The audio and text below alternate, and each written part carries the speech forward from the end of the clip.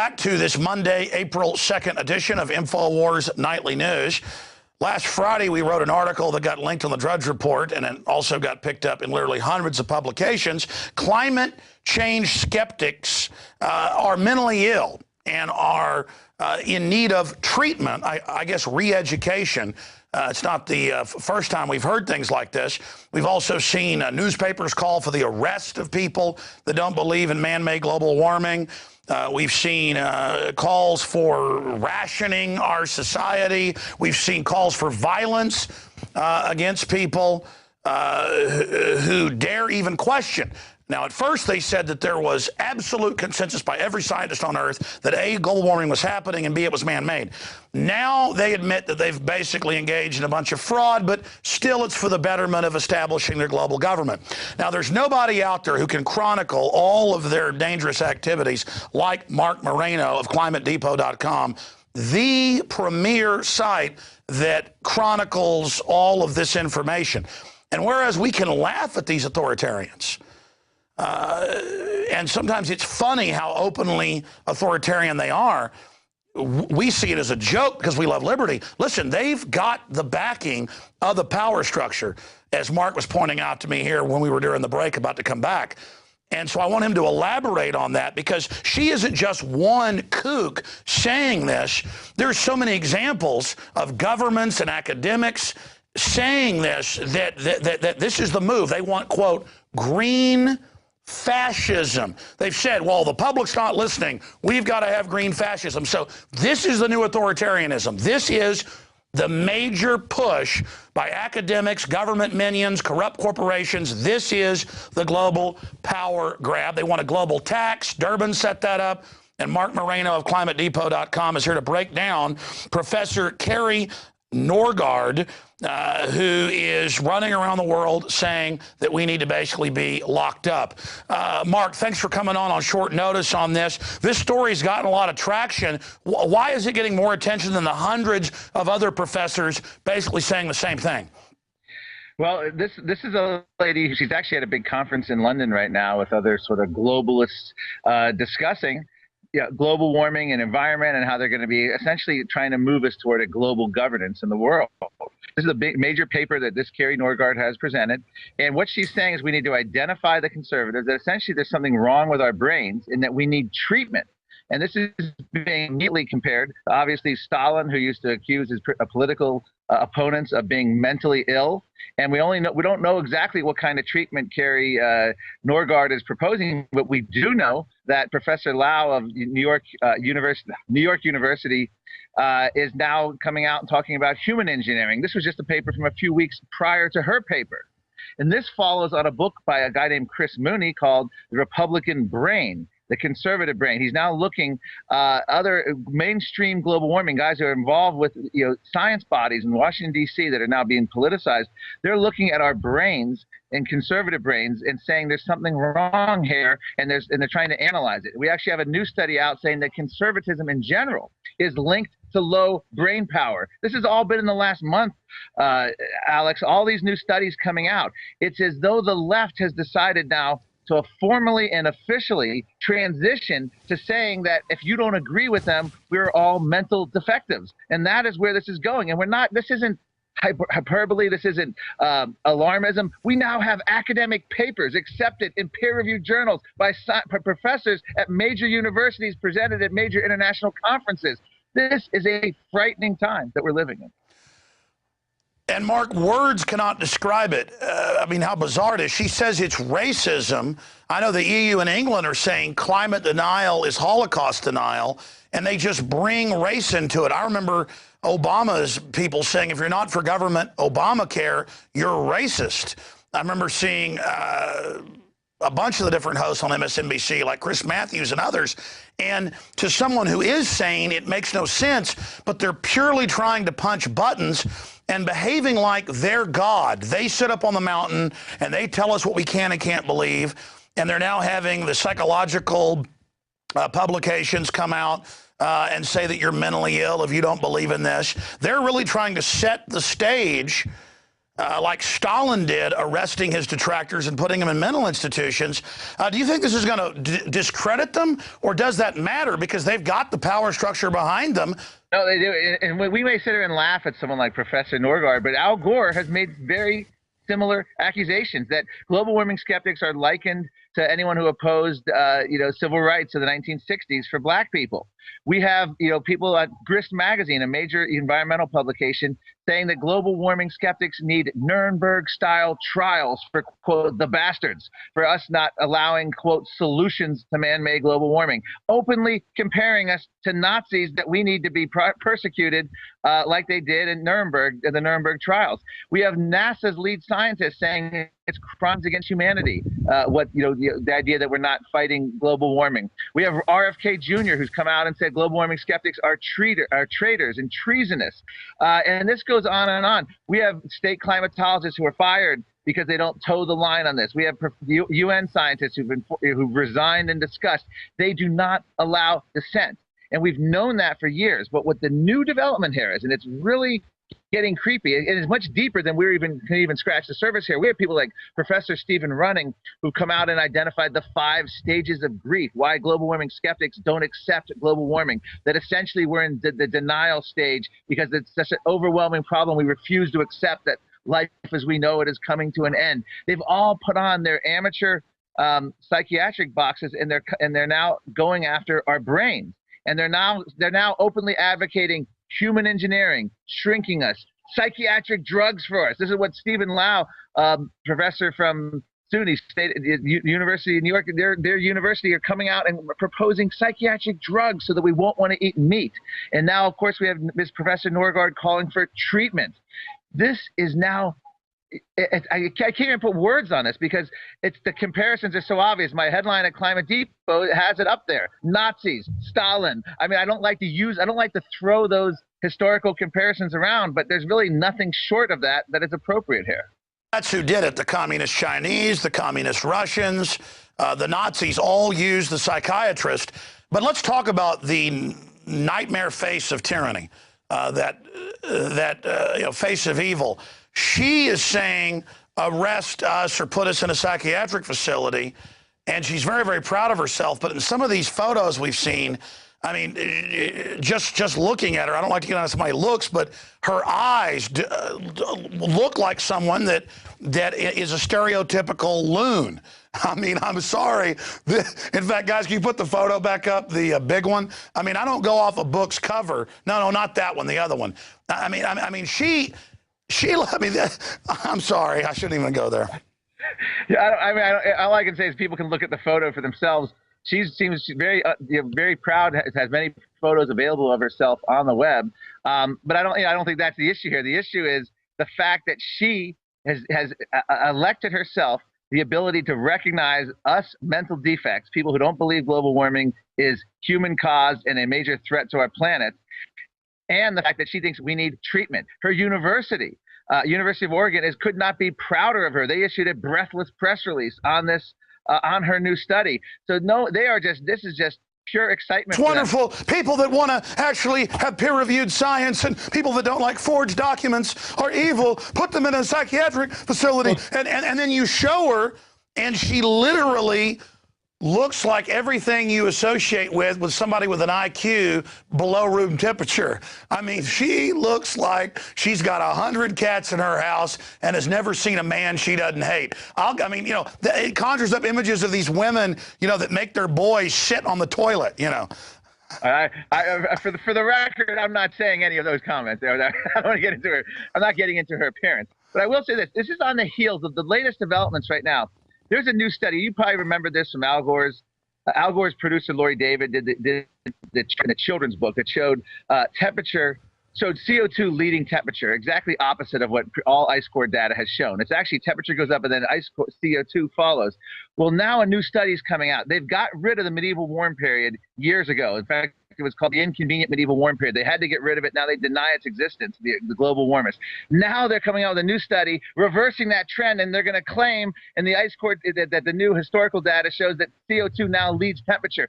They've gone back. They're monkeying with more of the data now, and they've also gone back and changed years. They've gone back now to the 90s and are changing temperature data, saying now that other years, more recent years, are hotter now than the 1998, which was previously the hottest year, the UN temperature data.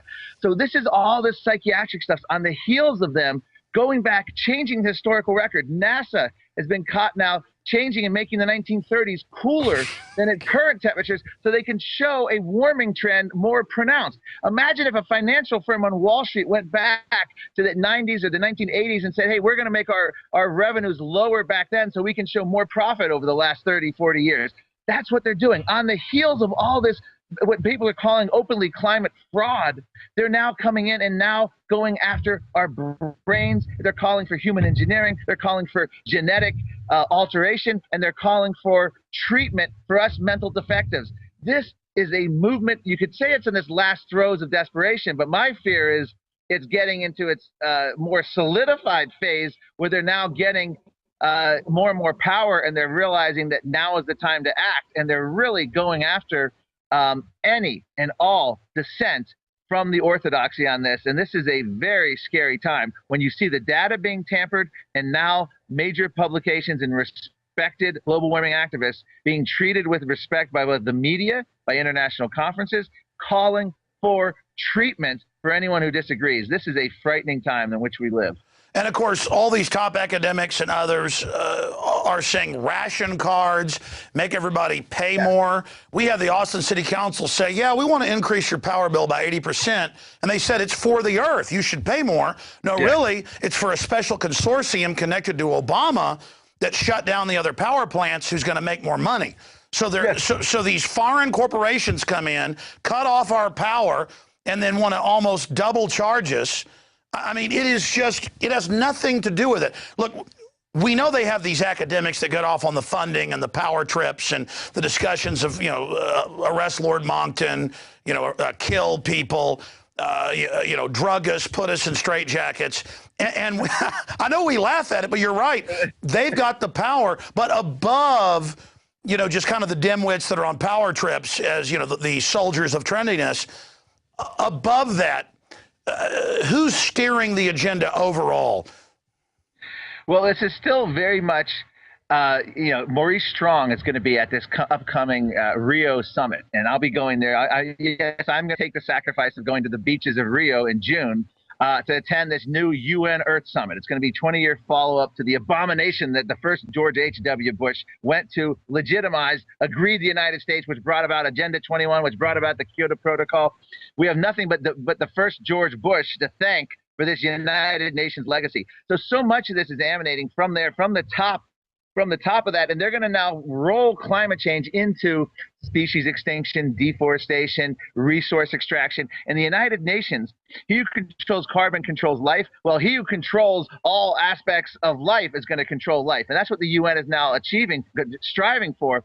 They're going to be with going after species and land use. They're going to be able to control transportation, seaways, agriculture, all the way across the board, much beyond what they were able to do with climate. And they're going to roll climate into this agenda. And this is going to be their next agenda going forward, as climate is going to still be front and center, but they're going to roll it into this, and they're going to expand these other issues because they're having trouble propagandizing because the data isn't there to support global warming. So they're going to mix it in with everything else. And it's a question of, you know, where we stand. Is a President Romney, for example, who's going to be surrounded by all these warmed over George Bush global warming believing people like James Connaughton. Those are who's advising Mitt Romney on on his campaign, former George Bush people who were big United Nations global warming supporters. So we have a frightening scenario. And I would argue, and I'll tell you this, Alex, I'll say this seriously, many of the people I used to work in the Senate with do not agree with me, don't like me saying this. You could almost argue we'd be safer with Obama as president in a second term with a united Republican opposition based on partisanship, not principle, than you would be with a Republican like Mitt Romney, surrounded with a bunch of people who believe in global warming, and Republicans forced to support him because they, quote, have to support the president and support their team. So there's an argument to be made that a unified opposition based on partisanship is probably the greatest friend of liberty we have, because most of the people on Washington don't go That's by the right. No. The founding fathers said gridlock is good. Yeah. It's another form of separation of powers. And it's the big mega banks, some of the special interests, the crony capitalists who are anti-free market, want this planned economy, and they always exempt themselves, like General Electric is, from their own carbon rules that Obama is now bringing back outside of law to start shutting down new ones that were going to be opened and shutting down old ones. And it all comes down to select groups creating artificial scarcity and making bigger profits. Let me ask you this, because you mentioned coal, yeah. Well, expand on that point. Well, the coal thing is huge right now. Obama's EPA is going to be forcing coal plants to have carbon capture and storage. In other words, capturing what we exhale from our mouth. We inhale oxygen, exhale CO2. What the biosphere loves, trees and plants want more CO2, and they're going to be forcing them to do it. What they're going to do is they're going to shut down coal plants. Future coal plants, DOA. Existing coal plants are next to be on the chopping block. We have people like Mayor Bloomberg in New York bragging that his partnership with environmental groups has stopped hundreds of coal plants across the country. Coal is nearly 50% of our electricity. It's the lifeblood of our economy. If a foreign invader were doing what the Obama administration were doing, we'd be up in arms fighting anyone going after the lifeblood of our civilization, which is coal-fired power and oil, carbon-based energy. I repeat it to you again, Alex. One of the greatest liberators of mankind in the history of our planet is carbon. President Obama has his science czar and his energy secretary both openly hostile to energy. We have his science czar actually came out and said, John Holdren actually came out and said, we need to deindustrialize the United States. He actually came out and said cheap energy is one of the hazards of a free society. We know Secretary Chu has called for European-style gas prices. We know President Obama said that his plan electricity prices will necessarily skyrocket. I would argue they're very competent. They're doing exactly what they said they wanted to do. This is not a case of, oh, this is an unintended consequence. If only we could explain to President Obama and his administration. No, this is what their stated goal is, and they're achieving their stated goal. What they are doing to our energy, and they've destroyed the American SUV, they've destroyed American automobiles. It's economic espionage, but it's worse. They're globalists like Maurice Strong, who have moved everything to communist China. They get 3 new plants a week. We don't get 3 a year. It's simple. Right. They've moved everything to China. They're shutting us off. And I say to the environmentalist, I say, hey, if they're building new plants there that don't have any scrubbers, and so the same carbon's going out in the same atmosphere, isn't it good to have it here with some of the reasonable things they put on the last 50 years? And they just will not hear me. I'm like, okay. Absolutely. Any coal plants built in the United States are going to be radically improved and much cleaner than previous generation ones. Instead, you're right. They're relocating. It's the same thing with the Keystone Pipeline, others. It's all going to end up going to Asia and other parts of the world that don't have anywhere near the stringent environmental standards that we have. Keep in mind, since 1970, we've radically improved our air and water quality while at the same time increasing our population and economic growth. The two are mutually beneficial. If you look back at the old failed socialist regimes like in Eastern Europe, where they had the worst technology, the most polluting technology, statism leads to the worst environment. So now we're faced with Obama putting $80 billion in a stimulus, trying to pick winners and losers through the political process, going to worthless waste of money on solar and wind power. Solar and wind competed with carbon-based energy, and they had their asses kicked repeatedly. And now people think, well, if only they had enough money. Well, look at the numbers. No matter how much subsidies they throw into wind and solar, they don't produce the energy that we need. And they actually have major environmental problems. In the Mojave Desert, windmills are the same imprint, same damage to the environment as a mining industry. Solar power is not producing more energy. Well, that's like these idiots that say electric cars are great and they feel all good about it. It's electricity generated by coal that they're getting in the car, and the windmills don't deliver the power. But again, it's not meant to really work. It's meant to shut down their competition and just give billions to their friends who half the time, as you know, don't even build anything. It's just pure looting. The Fisker Karma electric car, the luxury car, $100,000, was more than Solandra got. It got, I think Solandra got 527 or 528. This got like $529 million. Al Gore's companies were the ones behind pushing it. It failed its first test with Consumer Reports. The entire car died. This is a boutique vehicle. Hollywood celebrities like Justin Timberlake and Al Gore, the only ones that can afford it. And beyond that, the car is actually made in Finland. So it's not even U.S. jobs. And CBS News, of all places, did the analysis. 80% of these green stimulus funds all came from former Obama campaign donors. This is crony capitalism at its worst. So again, they're taking away our energy. They're going to destroy our economy. At the same time, they're monkeying fraudulently with the global warming data and theory, changing CO2 versus temperature, changing past temperature data, changing what years were hot, what years were cold. At the same time, they're now going after our brains, and they're calling all their opponents mental defectives. This has all the hallmarks of a totalitarian movement. Well, that was my next question for you. Just growing up, being around these type of academics and people, reading news over the years, I've noticed that it's like a sacrament with liberals, who aren't even really liberals. They're authoritarian control freaks on average, to drug their children. And I've seen statistics that liberals, in some cases 3 to 1, drug their kids, Prozac, Ritalin. They really enjoy it, especially their boys. These liberal mothers enjoy attacking their sons. And that's why I was making the joke about making the boys sit on the toilet. Because, it's not right that they stand up. That makes the women feel bad. This whole anti-male thing. And I see this obsession in schools with drugging the boys, period. So it's this witch-like proclivity. And I see it everywhere where they say drug. We've got to drug people so they're not racist. We've got to drug the water so you behave. We've got to make you do what we want. And I really think it's an army of people who never got invited to the party, an army of people that are so feeble that all they know is the will to power. But they're like nightmare creatures. They're like the goblins that serve the devil in the movie Legend or something. I mean, I just can't describe that. When I look at their photos, they all look the same. They always have this crazy look in their eyes, leering smiles. I know you've noticed it battling them on Capitol Hill. I mean, what is it about these people? I mean, it's like they're space aliens or something.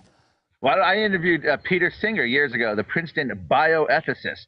And whenever you hear the word ethicist with a professor, you got to run, because it's usually... That's the folks saying kill babies up to age 3. That's right. Yes, he believes that they have the same right, that chimpanzees have more rights than baby humans. And he also talks about how animals can consent to have sexual relations with humans. I mean, this guy is a hero of the intellectual left. And this is the kind of people that pass as their intellectual leaders. And so at some point he says Christianity is harmful to animals. He says all kinds. The wackier they get, the more respect they get. People like Paul Ehrlich, the author of the Overpopulation Bomb, who, as we've talked about on the show, John Lennon made a chump of in the 1970s. John Lennon was right about population, and he didn't have a PhD degree like Paul Ehrlich, and didn't have the international media trumpeting his views. So all of these scientists, the more wrong they are, people like NASA's James Hansen couldn't be more wrong in all his temperature predictions from 20 years ago, the more feted they get. We've seen this even in the NFL. The losing coaches seem to just keep moving from team to team, getting all these lucrative contracts. Never makes any sense. Same thing here with the media coverage of and the respect of these leftists and the intellectual left. No matter how wrong they are, no matter how spectacularly wrong they are. In the case of Paul Ehrlich, he's near 80 years old. He still wins Lifetime Achievement Awards. He gets feted as though he's one of the most intelligent and prescient men of our times. And you can't look at anyone besides he and John Holdren, who have probably been more wrong and more ill-equipped to ever hold the title PhD. I always say they make a mockery of their PhD, but the more they do it, the more awards and the more respect they get. In fact, we can put on screen one of those articles where a month or so ago, the big journal of bioethics came out. This is what's replaced the Hippocratic Oath, and said, yeah, kill babies up to 3. Bill Gates says, yeah, go ahead and kill grandma, and we'll hire 10 teachers, and the liberals. And again, they call themselves liberals, all clapped. In the final equation, we're talking to Mark Moreno of ClimateDepot.com. When you look at these people, they really are just authoritarians. I don't even think that they really are, in their own minds, liberals. They're not like Thomas Jefferson, who's rolling over in his grave with these people calling themselves liberal. He was a real classical liberal for more freedom. All they do is spew textbook tyranny, but because they walk around in sandals and lisp at people and their eyes don't point the right directions, it's like that's how Dr. Pianka at UT looks like a male version of this woman.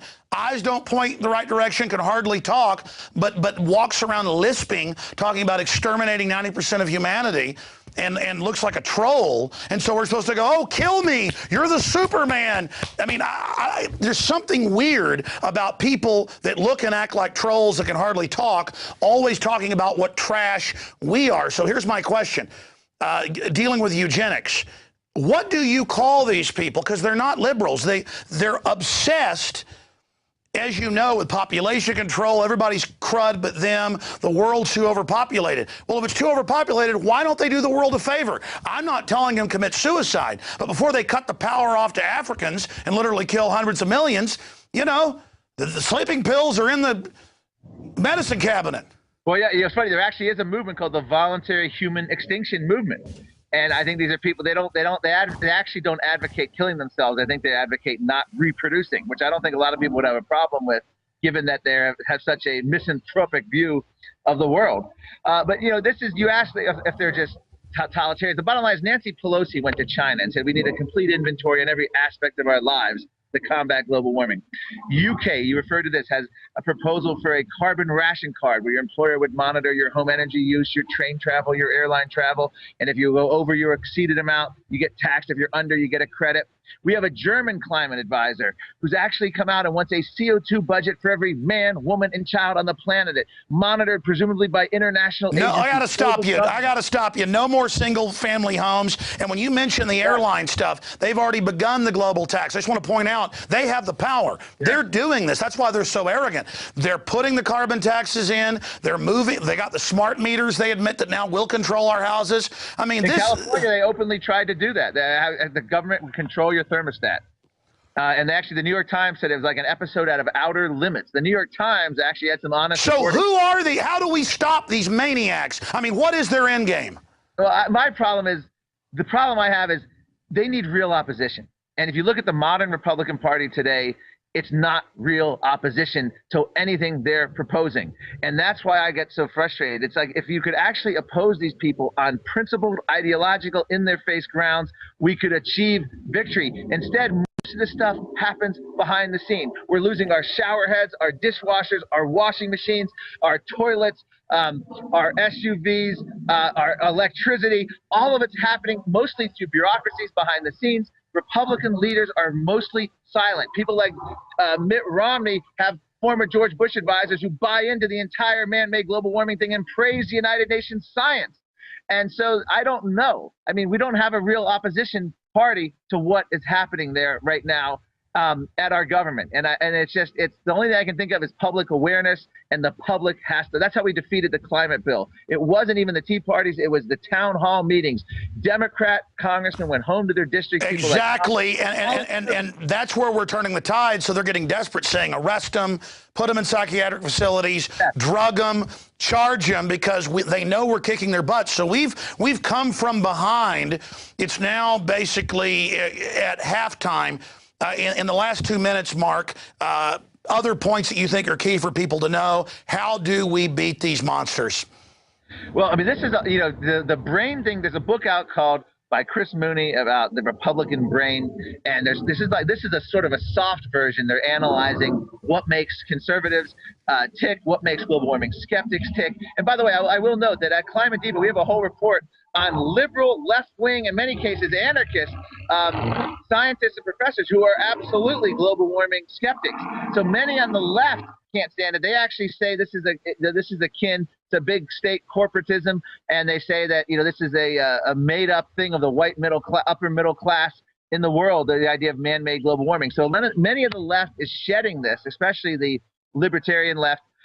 And as we go forward on this, people need to understand this is absolutely a hardcore partisan political movement on one hand when it comes to the science, and frightening totalitarian impulse on the other hand. And we're talking about beyond global governance, beyond the CO2 budget for every man, woman, and child.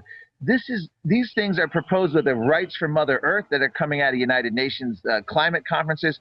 This is a whole movement afoot. And what it is United Nations and other, we'll call them bureaucratic bean counters, or just the arrogance of central planners. They really think every aspect of our lives need to be managed. This is their arrogance. This is their conceit. It's not like they wake up every day and say, I want to be like Hitler or Stalin, or I want to be a totalitarian. They wake up with actually the capacity to think, if only we could do this, if only we could manage this in this part of our life, we could manage the energy economy, and we could manage this sociological group. And this is how you breed totalitarianism. Even if you don't think that far ahead, or you don't consider yourself one, you're a part of it. And that's what people like Professor Norgaard are very much, or Professor Lau, who wants to do the human engineering. He says, oh, it's voluntary and this is all going to enhance liberty because we're not forcing anyone to do it.